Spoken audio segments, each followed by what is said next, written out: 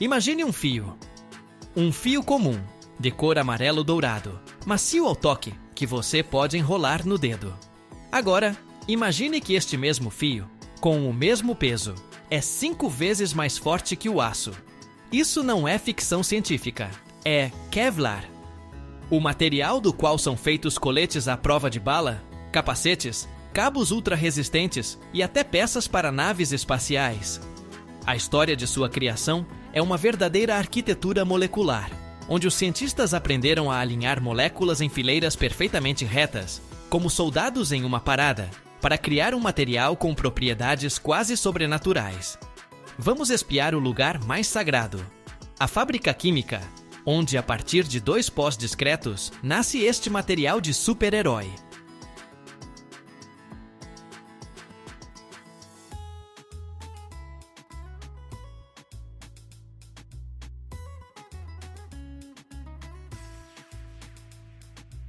Tudo começa não com fogo, nem com rocha derretida, mas no silêncio de um laboratório e em gigantescos reatores de aço inoxidável. Temos 2 protagonistas, 2 componentes químicos que parecem bastante sem graça. O primeiro é um pó. O segundo é uma substância semelhante a cristais em forma de agulha chamada cloreto de tereftaloíla.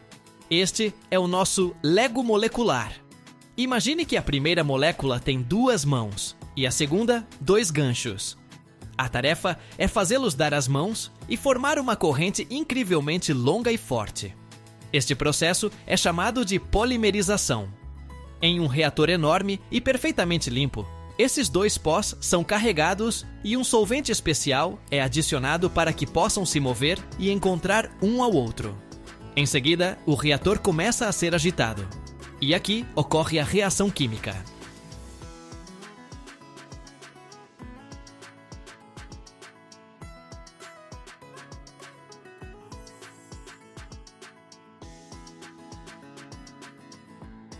As mãos e os ganchos se unem, molécula por molécula, formando uma macromolécula longa como espaguete.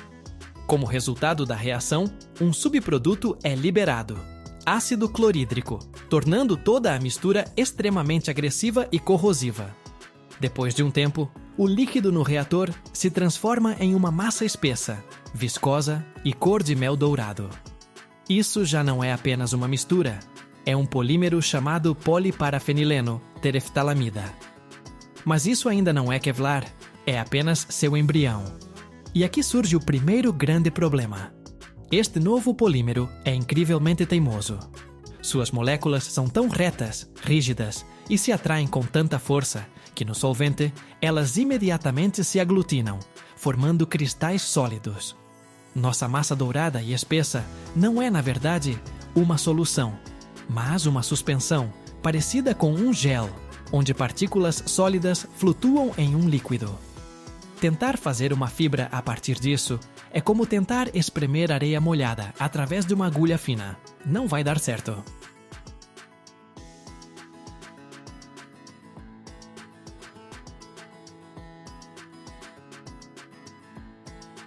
Para transformar este gel em algo do qual se possa puxar um fio, é preciso dissolvê-lo completamente.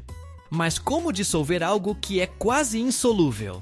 Para isso, é necessário um supersolvente. E os cientistas o encontraram. É o ácido sulfúrico concentrado. Imagine, para domar este polímero super resistente, é preciso mergulhá-lo em uma das substâncias mais corrosivas e perigosas conhecidas pelo homem.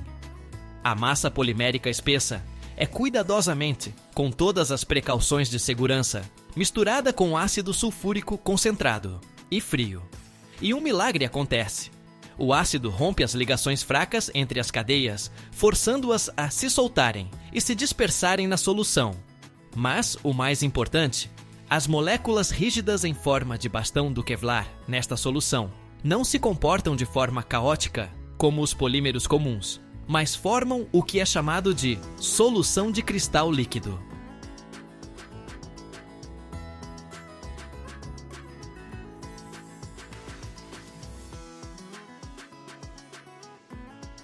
Isso significa que elas se alinham espontaneamente em grupos paralelos, como troncos flutuando com a correnteza de um rio.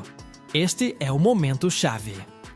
Já nesta fase, ainda como líquido, as moléculas começam a se preparar para sua futura superresistência.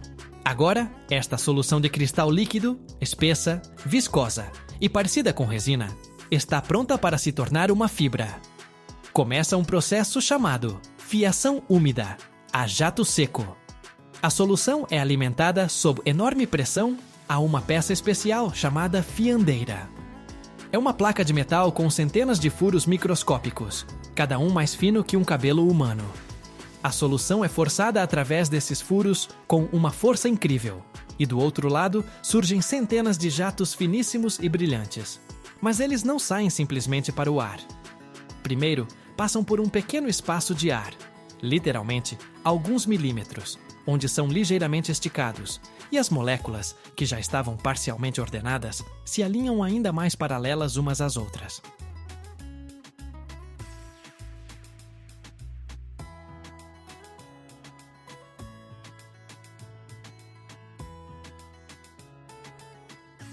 E então, esses fios ainda líquidos caem imediatamente em um banho de coagulação. É uma piscina com água fria ou uma solução especial. Quando a solução ácida quente encontra a água fria, ocorre uma solidificação abrupta. O ácido é lavado, e as cadeias poliméricas congelam naquela posição perfeitamente ordenada em que estavam. Diante dos nossos olhos, o líquido se transformou em uma fibra dourada, sólida, mas ainda flexível. Do banho de coagulação, sai um feixe inteiro de centenas de fibras individuais, mas ele ainda está impregnado com restos de ácido e água. Por isso, passa por uma série de banhos de lavagem, onde é cuidadosamente limpo, e depois por câmaras de secagem, onde toda a umidade é removida.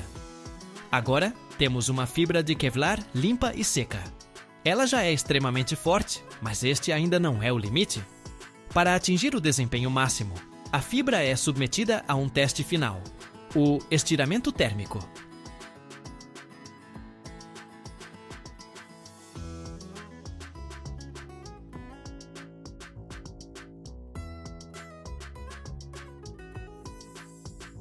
O feixe de fibras é aquecido a uma alta temperatura, 300 ou 400 graus Celsius, para torná-lo um pouco plástico, e passado por um sistema de rolos que giram em velocidades diferentes. Os rolos seguintes giram mais rápido que os anteriores, o que força a fibra a se esticar. Este estiramento final faz algo incrível no nível molecular. Ele remove quaisquer imperfeições finais na orientação, forçando absolutamente todas as longas e rígidas cadeias moleculares a se alinharem em linhas perfeitamente paralelas ao longo do eixo da fibra. Elas se compactam de forma tão densa e ordenada quanto é possível. Toda a força de bilhões de ligações intermoleculares agora trabalha em uma única direção. É como comparar um monte de palhas espalhadas com uma corda firmemente torcida feita da mesma palha. É essa ordem perfeita que confere ao Kevlar sua lendária resistência à tração.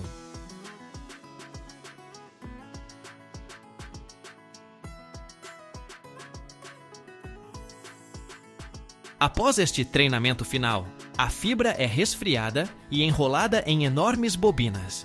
Este é o produto final, um fio infinito, brilhante, dourado, macio ao toque, mas capaz de parar uma bala. A partir dessas bobinas, ele será tecido para fazer coletes à prova de bala, trançado em cabos para pontes suspensas ou incorporado em materiais compósitos para carros de Fórmula 1. E tudo isso é o resultado de um caminho incrivelmente complexo, de 2 pós simples a um exército perfeitamente ordenado de moléculas, lado a lado, prontas para suportar cargas que parecem impossíveis. O mercado de fibras de aramida, onde o Kevlar é o rei, é uma indústria global que movimenta mais de 3 bilhões de dólares por ano. E esse número está em constante crescimento, porque a humanidade encontra cada vez mais maneiras de usar este material, onde os materiais comuns simplesmente desistem.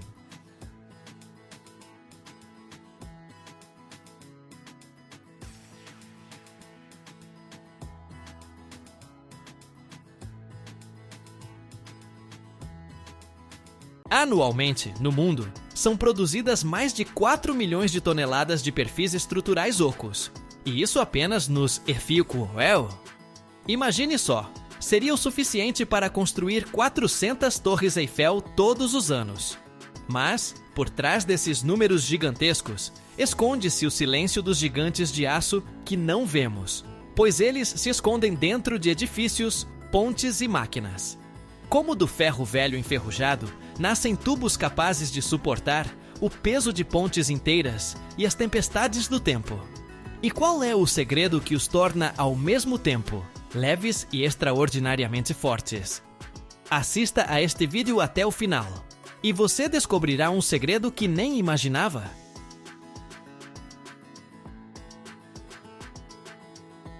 O mercado de perfis estruturais ocos, onde nossos tubos de paredes espessas são os reis, é uma parte enorme da indústria siderúrgica do Zepuesta Filwa.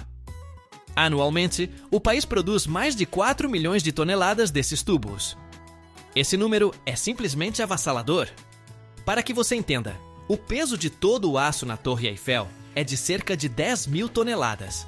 Isso significa que, em um ano, as usinas americanas produzem tubos quadrados e retangulares suficientes para construir 400 torres Eiffel. É uma floresta inteira de gigantes de aço que cresce a cada ano, só que não a vemos, porque ela está escondida dentro das estruturas. Montanhas de sucata velha, restos de carros, estruturas de construção, máquinas antigas, aguardam seu renascimento no fogo. Um guindaste gigante com um eletroimã recolhe esse lixo e o carrega em um forno elétrico a arco.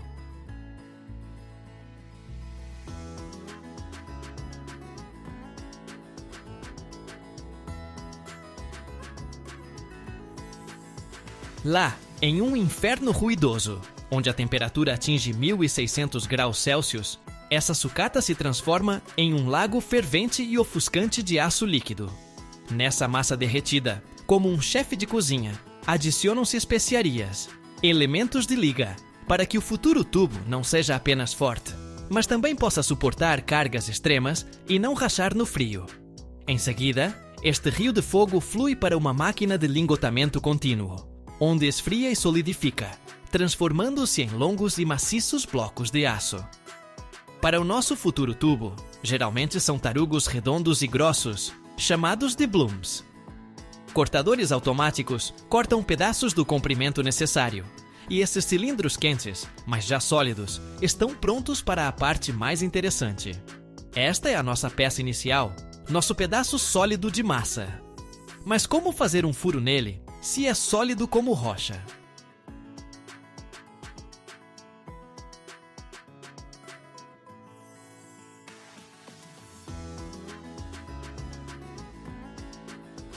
Para isso, ele é enviado para um forno de reaquecimento, onde sua temperatura é novamente elevada ao estado plástico ideal, 1250 graus. E de lá, aquecido a um brilho amarelo ofuscante, ele vai para o laminador perfurador. Este é o coração de todo o processo, e é pura magia industrial. Imagine dois rolos enormes, parecidos com barris, girando na mesma direção. Eles são posicionados em ângulo um com o outro. O cilindro de aço quente entra entre eles. E aqui acontece algo incrível. Os rolos, ao girar, não apenas empurram o cilindro para frente com força, mas também o forçam a girar em uma velocidade alucinante. Devido a essa rotação e compressão, tensões colossais surgem no centro do cilindro de metal, e o metal ali meio que se afofa, preparando-se para romper. E neste exato momento, do outro lado, uma haste de perfuração especial, ou mandril, avança em sua direção.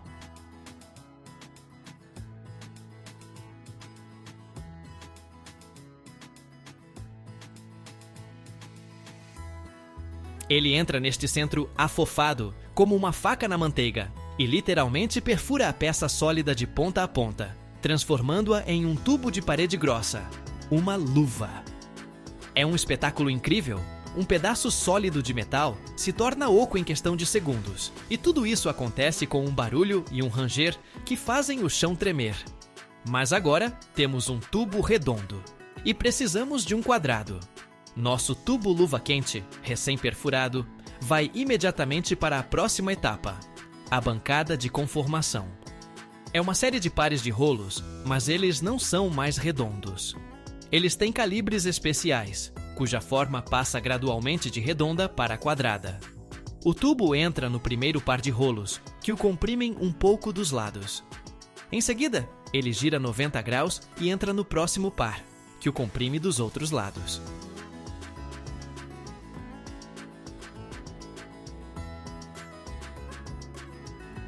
E assim, passo a passo, passando por vários desses portões, nosso tubo redondo se transforma diante dos olhos em um tubo perfeitamente quadrado. É como um escultor habilidoso, que gradualmente, golpe a golpe, dá à pedra a forma desejada.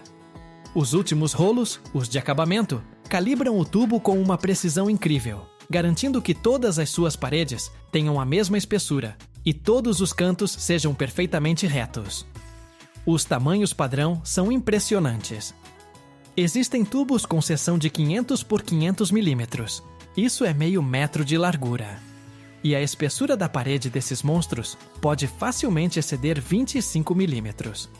Imagine uma parede de aço com a espessura de uma grande enciclopédia. O peso de um tubo desses é simplesmente colossal. Um único metro de tal tubo pode pesar mais de 370 quilos. É como o peso de 4 homens adultos em cada metro de seu comprimento.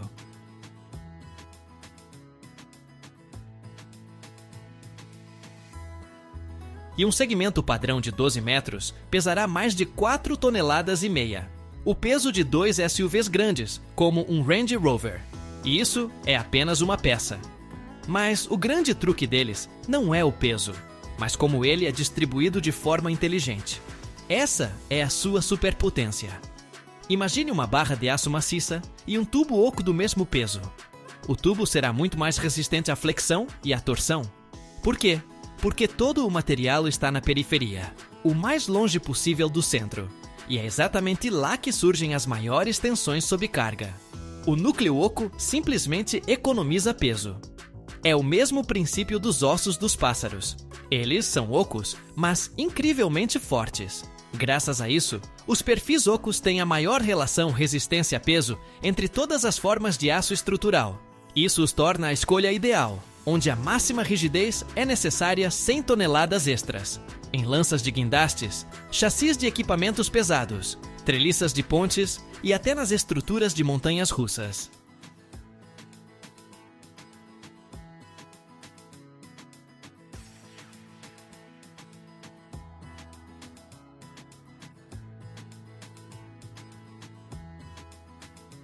Do último rolo, sai um tubo longo, incandescente e já quadrado. Ele segue por uma esteira de rolos até a mesa de resfriamento, onde esfria lentamente, adquirindo sua resistência final, pétrea. Durante o resfriamento, o metal pode empenar um pouco. Então cada tubo passa por uma máquina de endireitamento, um sistema de rolos que o alinha até um estado perfeitamente reto. Agora temos um tubo perfeito, forte, mas muito longo. Chegou a hora das operações finais. Uma serra enorme, com um rugido ensurdecedor, corta pedaços de comprimentos padrão, por exemplo, 6 ou 12 metros. Cada segmento passa por um controle rigoroso. Especialistas verificam sua geometria, a espessura das paredes, a precisão dos ângulos. Em seguida, ele é radiografado, com ultrassom para garantir a ausência de quaisquer defeitos internos ocultos. E somente depois disso, a marcação com todas as informações sobre o tubo é aplicada. Os tubos prontos e verificados são coletados em feixes por guindastes robotizados, amarrados com fitas de aço resistentes e enviados para o armazém.